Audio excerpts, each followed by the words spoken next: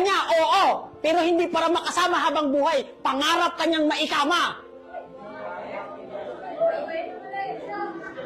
Kaya girls, masarap ang may kausap pag may problema, masarap ang may kayakap, may kahalikan, pero tandaan ninyo, hindi masarap pag nakapili kayo ng taong mali para sa inyo.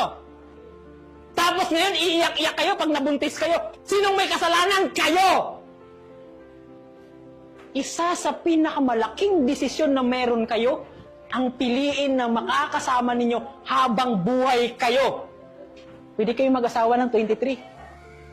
Girls, pwede kayong mag-asawa ng 25. At kahit 26, at kahit 27. Hindi kayo mauubusan ng lalaki.